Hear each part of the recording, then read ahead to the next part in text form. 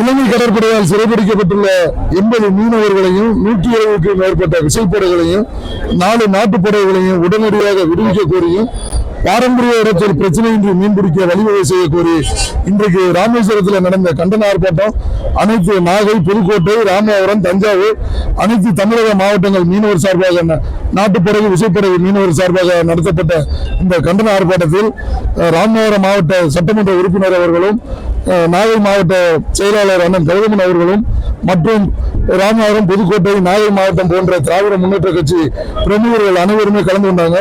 அதுபோக காங்கிரஸ் இயக்கத்தில் இருந்தும் நாடாளுமன்ற உறுப்பினர் அவர்களும் மீனவர் சங்க தலைவரும் கலந்து கொண்டு இந்த போராட்டத்துக்கு வலு சேர்த்திருக்காங்க. உடனே மத்திய அரசாங்கம் இலங்கை சிறையில் இருக்கிற அந்த மீனவர்களையும் படகுகளையும் கூடிய விரைவில் மீட்டு கொடுக்கணும். எங்களுக்கு தகுந்த இழப்பீடு, தமிழக அரசு ஒரு படகுக்கு இழப்பீடு வழங்குவது போல் மத்திய அரசு இழப்பீடு வழங்கணும். அதே மாதிரி எங்களுடைய வாழ்வாதாரத்தை பாதுகாக்கிறதுக்கு தமிழக அரசு மாதம் 1800 லிட்டர் டீசல் வழங்குறாங்க. அதுபடியாக மத்திய அரசும் எங்களுக்கு தகுந்த டீசலை வழங்கி எங்களுடைய வாழ்வாதாரத்தை பாதுகாக்கணும் சொல்லி நாங்கள் இன்றைக்கு கண்டன ஆர்ப்பாட்டத்தை நடத்தியிருக்கோம்.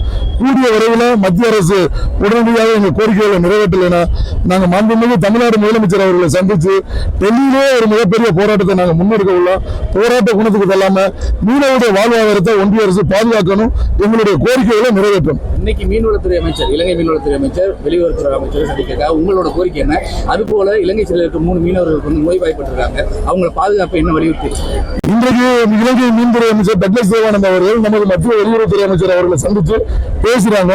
நம்ம மீனவர்கள் சிறைபிடிக்கப்பட்டிருக்கிறதுல 3 பேர் வந்து உடல்நிலை சரியில்லாமல் இருக்கிறாங்க. எங்களுடைய கோரிக்கை உடனே இந்த சிறையில் இருக்கிற 80 மீனவர்கள் ஏற்கனவே 6 மாதம் 1 வருட 2 வருட தண்டனை பெற்று 6 மீனவர்கள் இருக்காங்க.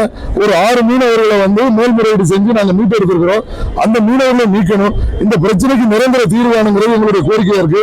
சமீபத்தில் வந்து வெளியுறவுத்துறை அமைச்சர் இலங்கை போயிருந்தாங்க. அவங்க போயிட்டு வந்த மறுநாளே எங்க படகுகளை வந்து இந்த தடைக்காலம் முடிஞ்சு 1 மாசத்துல 8 படகையும் 4 நாட்டு படகையும் பிடிச்சிருக்கிறாங்க.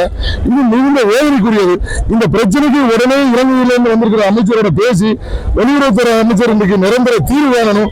இலங்கை சிறையில் இருக்கிற அந்த மீனவர்களையும் இலங்கை கடற்படைவாசம் உள்ள அந்த படகுகளையும் எங்களுக்கு மீட்டு கொடுக்கணுங்கிறதா எங்களுடைய கோரிக்கை. இலங்கை மீனவர்கள் 20 பேர் இங்கே நம்ம சிறையில் இருக்காங்க, அவங்களை விடுதலை செய்யறதுக்கு வலியுறுத்துறாங்களா? இந்திய மீனவர்கள் நாங்கள் அதையும் வலியுறுத்துறோம். ஏன்னா 2 பேருமே தொப்புள் கொடி உடைய மீனவர்கள் தான். இந்திய சிறையில் இருக்கிற இலங்கை மீனவர்களை விடுவிக்கணும், இலங்கை சிறையில் இருக்கிற இந்திய மீனவர்களை விடுவிக்கணும். பாரம்பரிய பகுதியில் 2 நாட்டு மீனவர்களும் பிரச்சனையின்றி மீன் பிடிக்கிறதுக்கு வழிவகை செய்யணும்.